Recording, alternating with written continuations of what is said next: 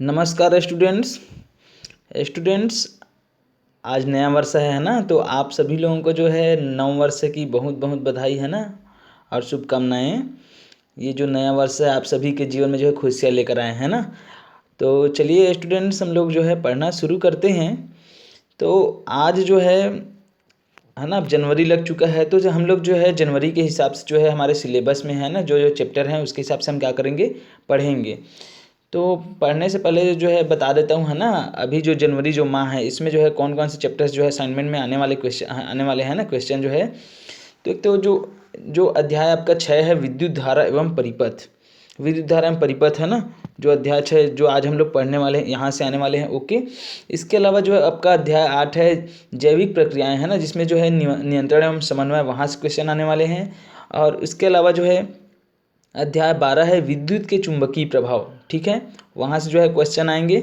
और इसके अलावा जो है अध्याय 14 जो है ना, जैविक प्रक्रियाएं, प्रजनन, वृद्धि और परिवर्धन। ओके।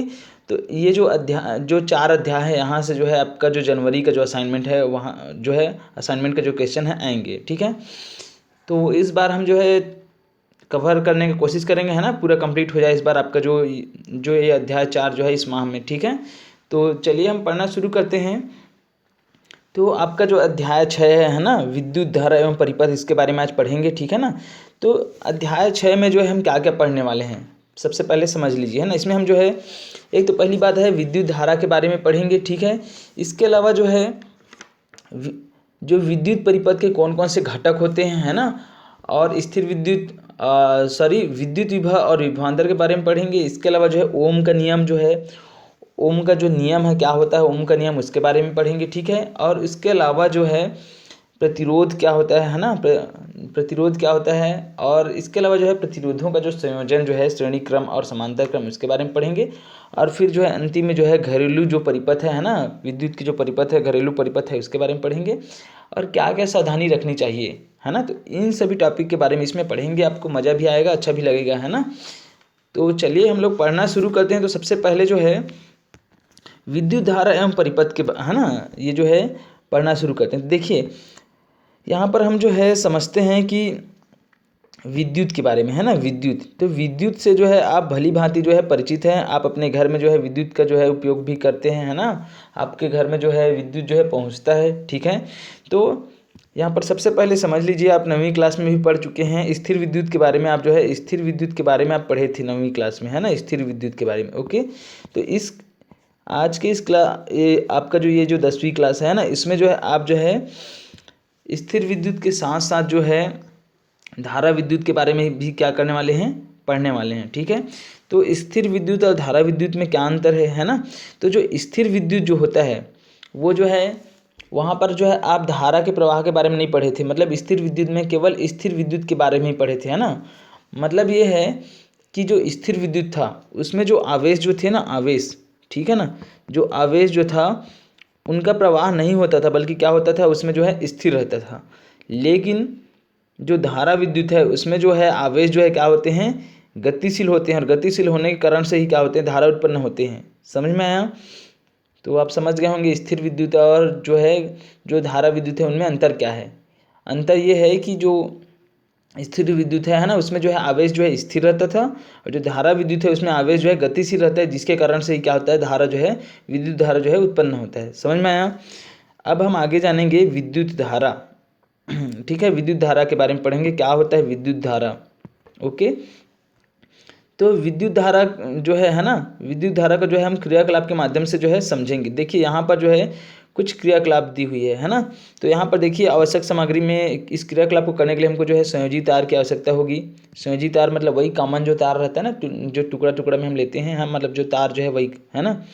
लोहे की कील है, लकड़ी की छड़ या फिर पेंसिल है, और है इसके अलावा जो है एक विद्युत बल्ब और एक सेल। ठीक है, तो देखिए यहाँ पर जो है इस प्रकार से आपको क्या करना है, एक सेल ले लेना है। ये सेल लिया हुआ है। ठीक है, और ये जो है संयोजी तार है जो टुकड़ा टुकड़ा में है। इसके अलावा जो है एक बल्ब है यहाँ पर लगा हुआ है। ठीक है, और ये जो है इसमें कील लगा हुआ है, जो चित्र फर्स्ट में, दूसरे में जो है बीच में पेंसिल को लगा दिया गया है, तीसरे को जो है खुला छोड़ दिया गया है। तो यही जो है ना, इसको हम बोलते हैं परिपथ। क्या बोलते हैं, परिपथ। मतलब जो है बैटरी या जो सेल जो है उससे जोड़ करके वायर के माध्यम से ऐसा जो है हम बल्ब तक जो है पहुंचाते हैं, है ना, उनके दोनों सिरों को। तो इसी को हम बोलते हैं परिपथ बोलते हैं। क्या बोलते हैं?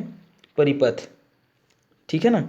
तो देखिए अब यहाँ पर जो है अगर आप चित्र को देख पा रहे होंगे तो यहाँ पर आप समझेंगे कि देखिए जैसे ही हम सेल को क्या करते हैं, सेल का जो एक जो धनात्मक सिरा जो होता है और जो जो ऋणात्मक सिरा जो होता है ना, तो दोनों को जब हम क्या करते हैं बल्ब से हम जैसे ही जोड़ते हैं, तो यदि बल्ब से जोड़ते हैं तो यदि ये जो परिपथ है ना, एक एक जो तार जो है इधर देखिए चित्र में ध्यान दीजिए, है ना, ये जो परिपथ है यहाँ तक जो है इसमें जो है डायरेक्ट जो है एक सिरा जो है क्या हो जाता है, मान लीजिए माइनस सिरा है तो माइनस सिरा बल्ब तक पहुँचा देते हैं, जो माइनस जो ऋणात्मक जो सिरा है उसको, ठीक है ना, तार के माध्यम से जोड़ देते हैं।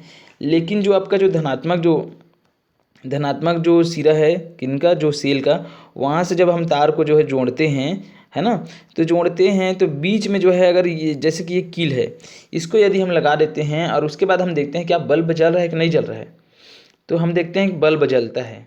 ठीक है। उसके बाद दूसरा क्रियाकलाप क्या करते हैं, दूसरे क्रियाकलाप में हम ये करते हैं कि जो सेल जो है उनसे जो है ना उनके एक सिरे में जो है डायरेक्ट बल्ब जोड़ देते हैं और दूसरे सिरे में हम क्या करते हैं, जो पेंसिल जो रहता है ना, पेंसिल को हम क्या कर देते हैं, जोड़ देते हैं। ठीक है, जैसा कि चित्र में आपको दिखाई दे रहा होगा। और तीसरे चित्र में हम क्या करते हैं, इसको परिपथ को जो है खुला छोड़ देते हैं, एक सिरे को जोड़ते हैं दूसरे सिरे को वायर के से ऐसा खुला छोड़ देते हैं, आपको चित्र में दिखाई दे रहा होगा। ठीक है। तो इस प्रकार से जब हम करते हैं तो हम जो है तीनों कंडीशन में देखते हैं क्या बल्ब जलता है कि नहीं जलता, है ना। तो सबसे पहला कंडीशन हम देखते हैं जब जो है कील को बीच में लगा देते हैं दोनों, है ना, परिपथ के बीच में, तो क्या होता है, बल्ब जो है जलने लगता है। दूसरी स्थिति में क्या होता है, जब पेंसिल को हम लगा देते हैं बल्ब जो है नहीं जलता। ठीक है ना। तीसरी स्थिति में जो है जब हम परिपथ को खुला छोड़ देते हैं तो क्या नहीं होता, ये जो है ये बल्ब जो है नहीं जलता। समझ में आया। ये जो पेंसिल है ना, इसकी जगह पर जो है आप जो है कागज़ भी लगा सकते हैं, सिक्का, रबर यहाँ पर दिया हुआ है ना, ये आप लगा सकते हो उदाहरण के रूप में। ठीक है। तो तीनों कंडीशन में यदि हम देखते हैं तो फर्स्ट कंडीशन में जो है ये जो है फर्स्ट कंडीशन में यदि हम देखते हैं तो यहाँ पर जो है बल्ब जल जाता है।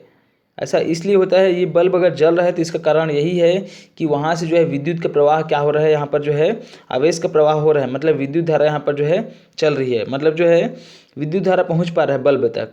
समझ में आया ना। मतलब ये हुआ कि यहाँ से जो है इस कील से जो है आवेश का प्रवाह क्या हो रहा है।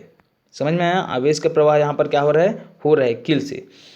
तो ऐसा कोई भी पदार्थ है जिससे क्या होता है, आवेश, विद्युत आवेश का क्या होता है, प्रवाह हो सकता है। तो वैसा जो पदार्थ जो होता है उनको हम बोलते हैं विद्युत का सुचालक पदार्थ। क्या बोलते हैं, सुचालक पदार्थ। ओके, क्या बोलते हैं, सुचालक पदार्थ। समझ में आया ना, विद्युत का सुचालक पदार्थ बोलते हैं। और यदि क्या होता है, अब दूसरे कंडीशन में देखिए, यहाँ पर जैसे ही जोड़ते हैं तो हम पेंसिल जो है उसको जो है परिपथ के बीच में जोड़ देते हैं, तारों के बीच में, है ना। तो जो संयोजन तार होता है उनके बीच में जोड़ देते हैं, बल्ब जो है नहीं जलता है। तो ऐसा क्यों हो रहा है, तो ऐसा इसलिए हो रहा है क्योंकि जो पेंसिल जो है ना, पेंसिल ये जो है विद्युत का कुचालक है, मतलब जो है इसमें से जो है विद्युत का प्रवाह जो है नहीं होता है।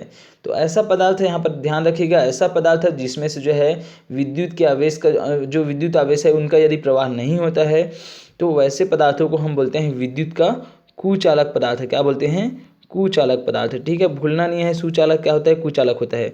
तो ऐसा पदार्थ है जिसमें से विद्युत के आवेश का जो है प्रवाह नहीं हो पाता है ना, तो वैसे पदार्थों को हम क्या बोलते हैं, विद्युत का कुचालक। समझ में आया। और तीसरी कंडीशन में देखिए, यदि क्या हो, परिपथ जो है पूर्ण न हो, है ना, मतलब जो है देखिए एक सिरे को हम जोड़ दिए थे लेकिन जो दूसरा सिरा है उसको जो है कंप्लीट यहाँ तक जो है नहीं पहुँचा पाए थे, यहाँ से हम तार जो है अलग अलग हो गया था। तो इस स्थिति में भी क्या होता है, बल्ब जो है नहीं जलता है ना। क्या नहीं होता है, बल्ब जो है नहीं जलता है। इसका मतलब ये हुआ कि यहाँ तक जो है आवेश का प्रवाह जो है सही ढंग से जो है नहीं हो पा रहा है, मतलब नहीं पहुँच पा रहा है। समझ में आ रहा है ना। तो बल्ब क्या होगा, नहीं जलेगा। समझ में आया यहाँ तक। तो इसका मतलब ये हुआ, धारा प्रवाह के लिए ज़रूरी है क्या है, मतलब धारा प्रवाह के लिए ये बहुत ज़रूरी है कि जो परिपथ हो क्या हो, परिपथ पूर्ण हो, कहीं पर भी जो है अलग, मतलब जो है वो जो है उनका संयोजन जो है टूटे ना, है ना। यदि टूट जाएगा तो क्या होगा, जैसे बल्ब जो वायर जो है खुल गया था, है ना, तो वायर जब खुल गया था तो बल्ब नहीं जल रहा था, इसी कारण से। समझ में आया ना। तो यही जो रहता है इसको हम बोलते हैं परिपथ। क्या बोलते हैं, परिपथ। मतलब जो है ये जो है कोई बैटरी या फिर सेल है, तो वहाँ से जो है जो हम बल्ब तक पहुँचाते हैं ना, इसी को हम क्या बोलते हैं, ये जो एक तंत्र बनता है ना, एक सिस्टम बनता है, इसको हम बोलते हैं परिपथ बोलते हैं। क्या बोलते हैं? परिपथ। बैटरी से बल्ब तक जो हम सिस्टम मतलब तार की सहायता से जो जोड़ते हैं, इसी को हम क्या बोलते हैं? परिपथ। समझ में आया? और जब परिपथ पूर्ण होता है तभी जो है जो विद्युत धारा का जो है क्या होता है? प्रवाह होता है विद्युत आवेश का। समझ में आया? यदि खुला इस प्रकार छोड़ देते हैं तो जो है बल्ब नहीं जलता है, क्योंकि आवेश का प्रवाह जो है नहीं हो पाता। यहाँ तक जो है आप लोगों को जो है क्लियर हो गया होगा। ओके, समझ में आया ना?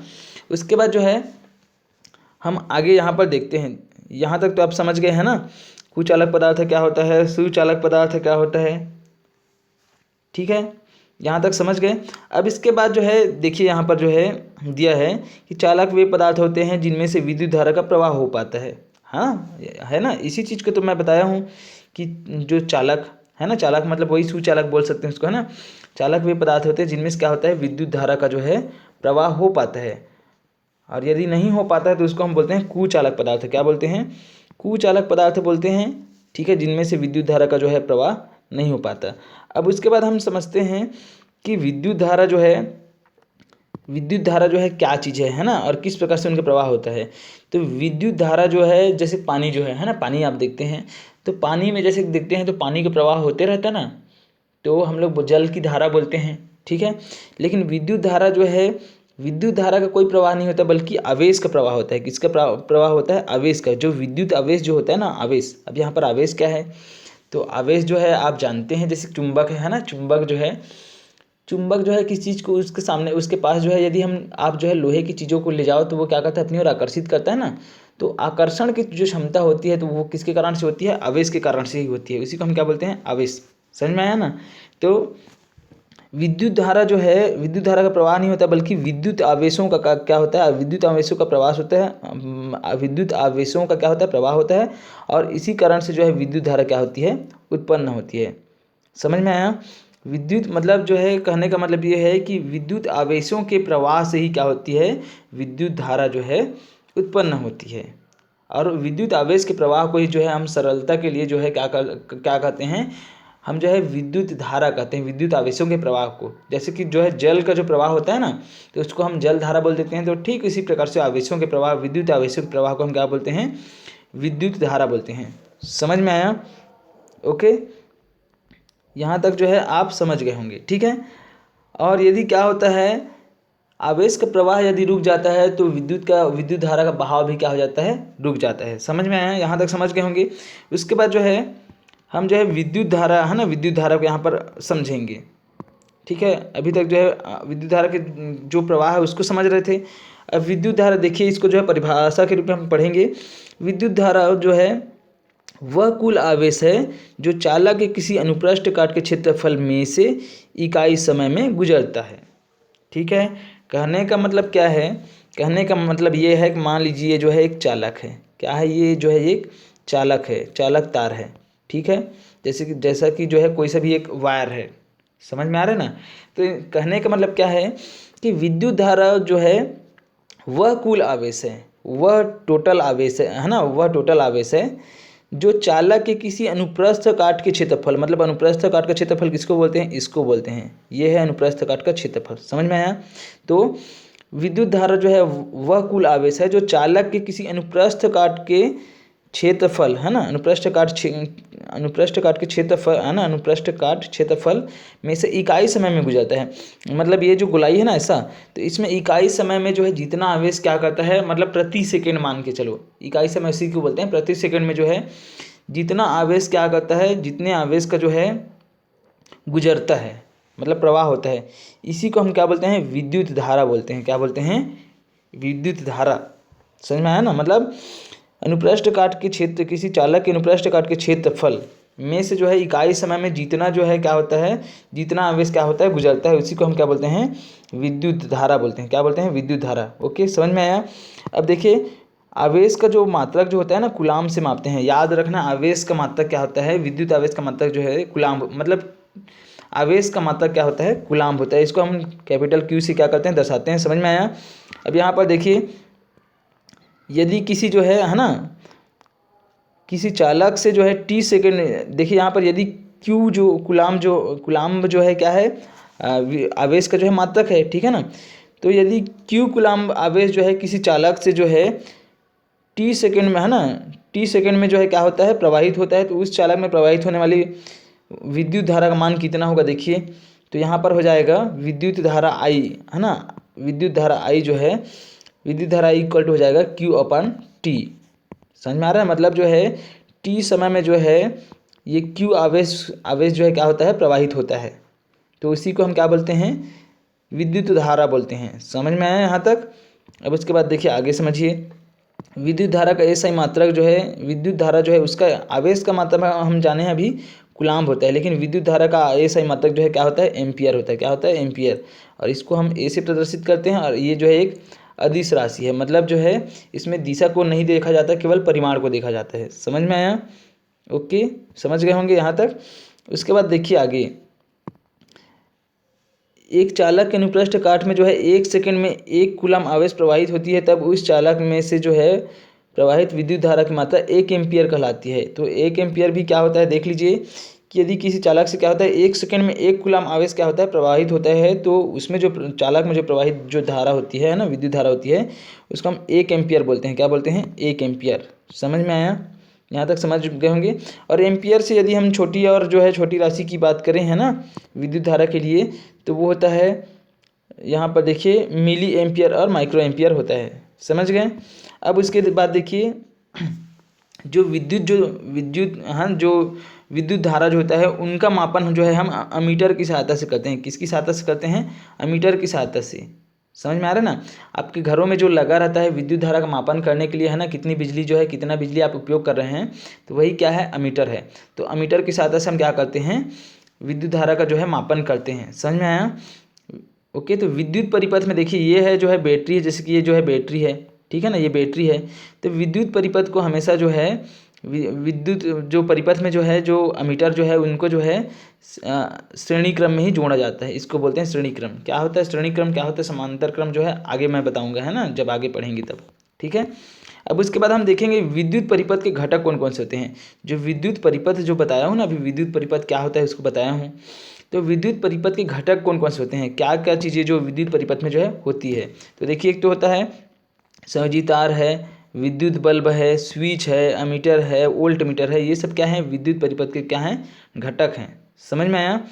और इसी को जो है हम विद्युत परिपथ को जो है जब हमको पढ़ना रहता है, तो चूंकि जो है हम जब पढ़ते हैं, है ना, तो जब हम पढ़ते हैं तो विद्युत परिपथ जो होता है उनको तो रियल में हम ला करके बार बार पढ़ नहीं सकते, इसलिए इनका जो है हम जो है कुछ विद्युत आरेख बनाए हैं, जिसकी सहायता से हम इसको क्या करते हैं, दर्शाते हैं। समझ में आया। तो देखिए, चलिए यहाँ से समझिए।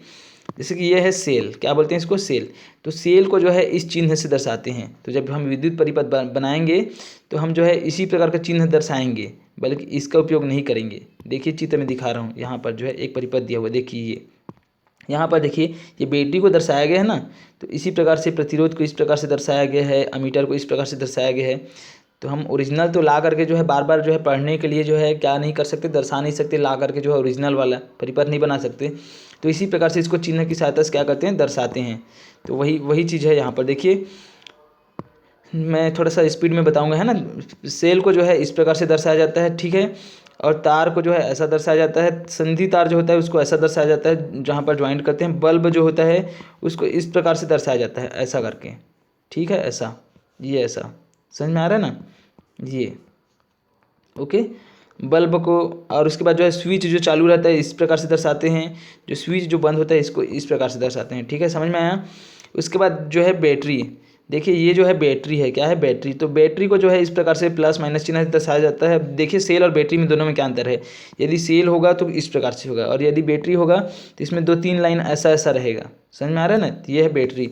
उसके बाद जो है प्रतिरोध, ये है प्रतिरोध। जो प्रतिरोध क्या करता है, जो धारा प्रवाह का जो है क्या करता है, थोड़ा सा विरोध करता है। ये समझ में आ रहा है ना, उसको जो है उसके प्रवाह को जो है थोड़ा सा उनका क्या करता है, ये प्रतिरोध जो है विरोध करता है। समझ में आ रहा है। इसके अलावा जो है परिवर्ती प्रतिरोध है, इस परिवर्ती प्रतिरोध को इस प्रकार से दर्शाया जाता है, ठीक है। और इसके बाद जो है अमीटर जो है, अभी पढ़े ना अमीटर के बारे में, अमीटर ये जो जिसका जो है हम धारा का जो है विद्युत धारा का मापन करते हैं मीटर की सहायता से।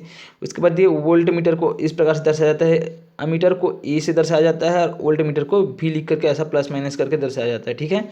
और ये आपका क्या, फ्यूज, समझ गए। तो ये सब क्या थे, ये सब जो है विद्युत धारा विद्युत परिपथ के घटक थे, समझ गए ना।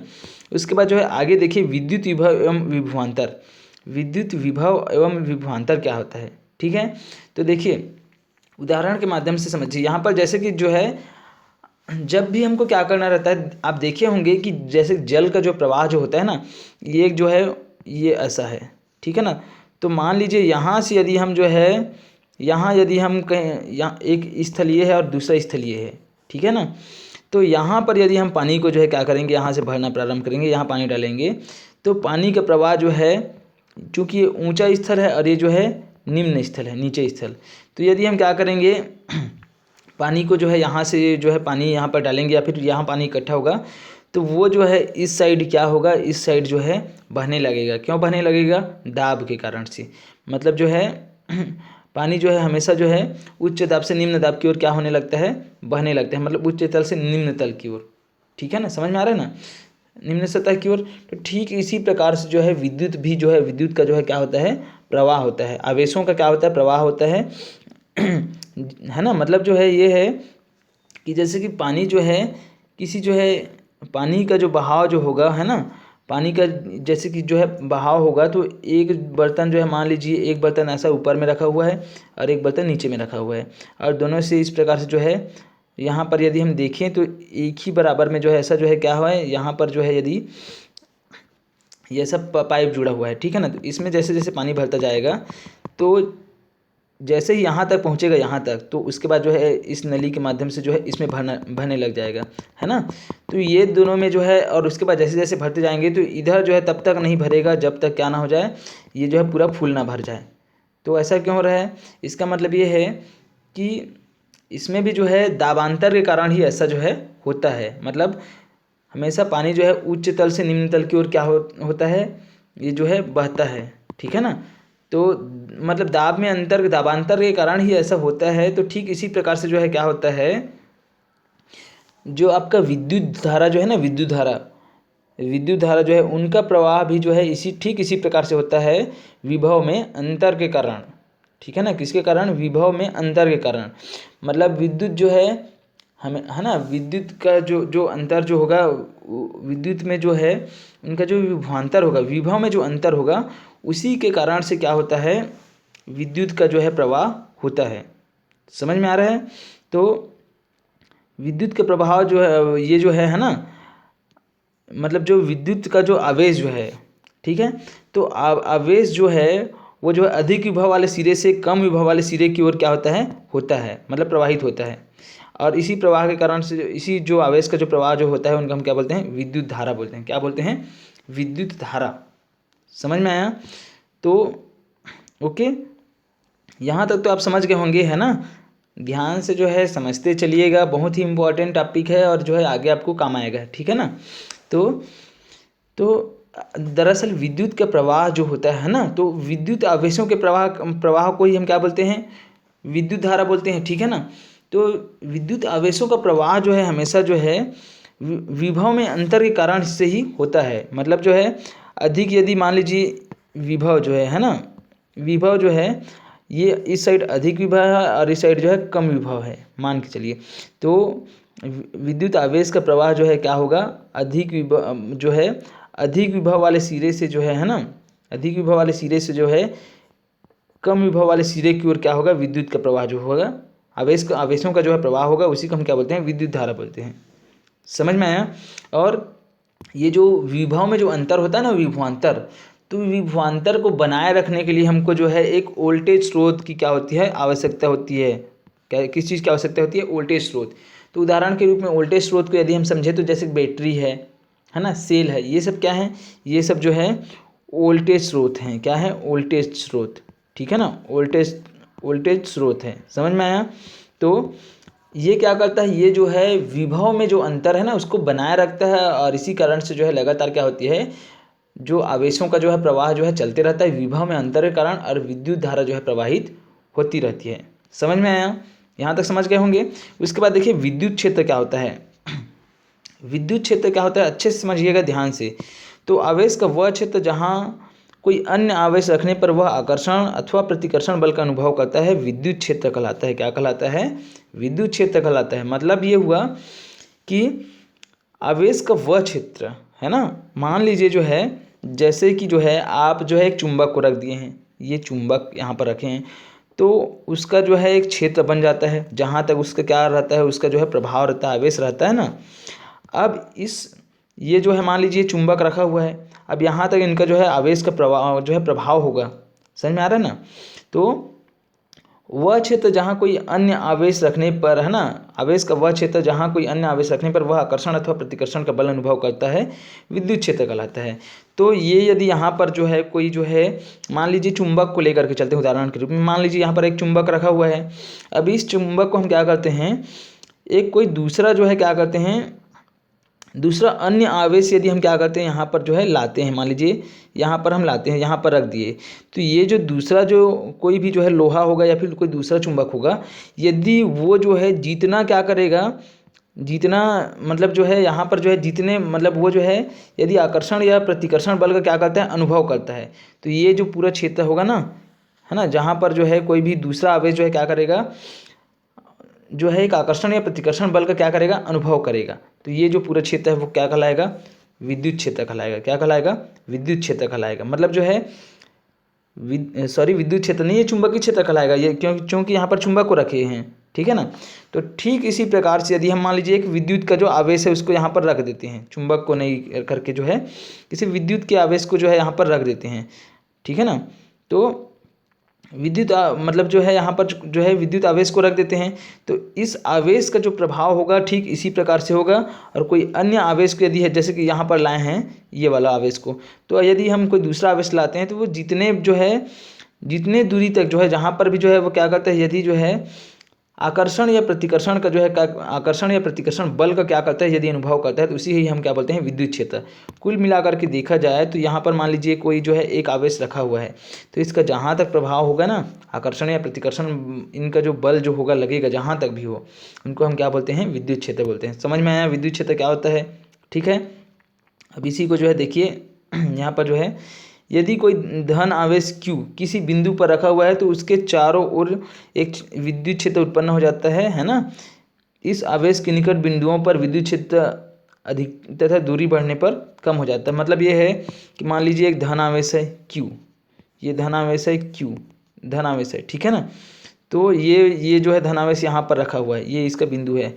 तो ये जो इसका जो है एक क्षेत्र बनेगा ना, जहाँ तक जो है ये आकर्षण या प्रतिकर्षण बल जो है लगाएगा, तो इसी क्षेत्र को बोलते हैं विद्युत क्षेत्र। समझ में आ रहा है? और इस बिंदु के इस जो धनावेश जो है ना, धनावेश Q जो है, इसके आसपास में जो है इनका जो बल जो है अधिक होगा, और जैसे जैसे दूर जाते जाएंगे इस साइड, तो बल क्या होते जाता है, कम होते जाता है। समझ में आया? उसके बाद जो है आगे समझिए, यहाँ पर जो है ये तो समझ गए होंगे आप, है ना। उसके बाद देखिए, किसी विद्युत क्षेत्र में किसी बिंदु पर एकांक धनावेश को रखने पर वह जितने बल का अनुभव करता है वह उस बिंदु पर विद्युत क्षेत्र की तीव्रता कहलाती है। तो यहाँ पर विद्युत क्षेत्र की तीव्रता क्या होती है, देखिए, किसी विद्युत क्षेत्र में किसी बिंदु पर एकांक धनावेश को रखने पर वह जितने बल का अनुभव करता है वह उस बिंदु पर विद्युत क्षेत्र की तीव्रता कहलाती है। मतलब जो है मान के चलिए कि ये जो है एक विद्युत क्षेत्र है, ठीक है। अब यहाँ पर कोई एकांक धनावेश, मान लीजिए इकाई आवेश, मतलब एकांक धनावेश है कोई, मान लीजिए Q+ एक जो है यहाँ पर जो है, एक मिनट ना, ये समझिए, ये एकांक धनावेश है, ये जो है एक जो है आवेश रखा हुआ है, और जो इसका जो है विद्युत क्षेत्र है, ठीक है ना।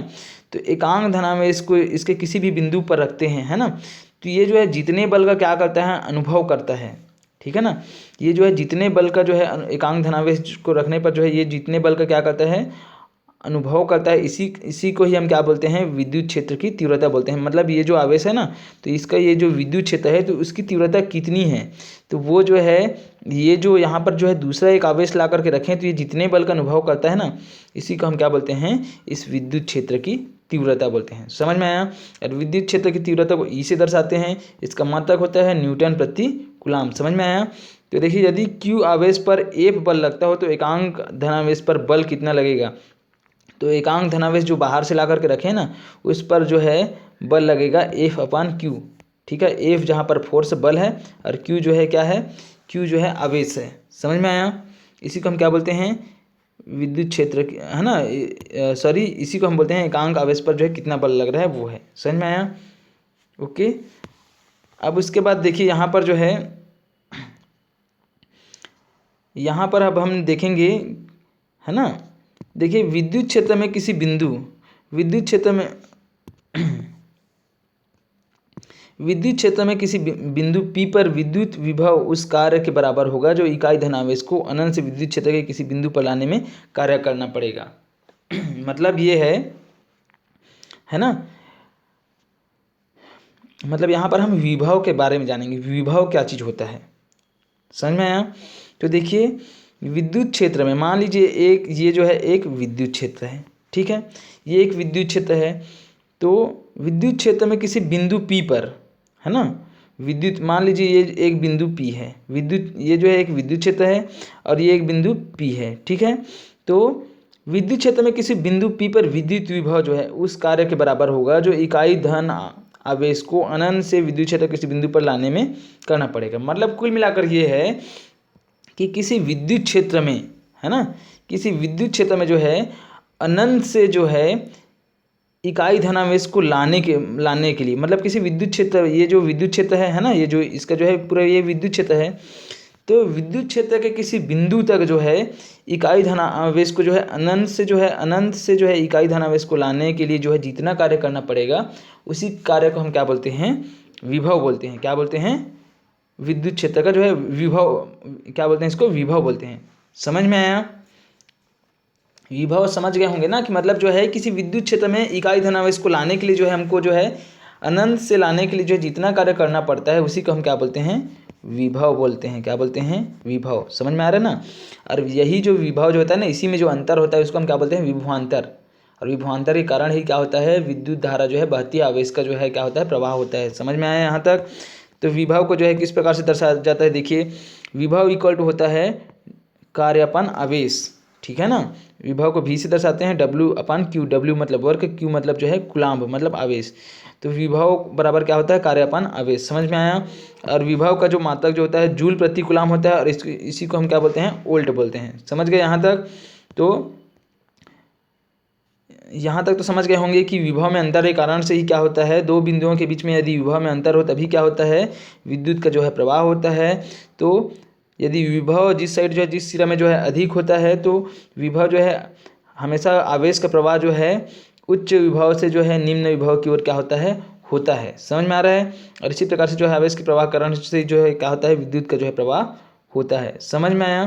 तो ये जो है विभवांतर है ना, विभवांतर का मापन जो है हम जो है वोल्ट मीटर से करते हैं। किससे करते हैं, एक उपकरण होता है ना विभवांतर के मापन का, वोल्ट मीटर से करते हैं। और वोल्ट मीटर को हमेशा जो है इनको जो है समांतर क्रम में जोड़ा जाता है, जैसा कि इस प्रकार से इसमें जो है आपको जो है दिखाया गया है, ये समांतर क्रम में देखिए यहाँ पर दर्शाया गया है, ये ऐसा, इसको बोलते हैं समांतर क्रम। और यदि डायरेक्ट ऐसा जुड़ा रहता है इसको हम बोलते हैं श्रेणी क्रम। इसको हम आगे पढ़ेंगे, ठीक है। तो अभी देखिए विभवांतर का जो है एसआई मात्रक क्या होता है, तो जो विभवांतर जो होता है उनका एसआई मात्रक होता है वोल्ट, और विभवांतर को V से दर्शाया जाता है। समझ में आया। तो आप जो है यहाँ तक जो है समझ गए होंगे, है ना। तो यहाँ तक जो है आप विभवांतर क्या होता है, विभव क्या होता है, विद्युत धारा का क्या होती है, आवेश क्या होती है, सभी चीज़ों को आप समझ गए होंगे, है ना। उसके बाद जब नेक्स्ट क्लास होगी तो उसमें जो है हम ओम का नियम और आगे जो है पढ़ेंगे, ठीक है। तो आशा करता हूँ आप लोगों को सब समझ में आया होगा। और किसी भी प्रकार से कोई भी चीज़ें जो है समझ में नहीं आती है तो आपके पास बुक है ना, बुक को जो है अच्छे से ध्यान से पढ़िए। और आज के लिए बस इतना ही। जय हिंद, जय भारत, जय छत्तीसगढ़।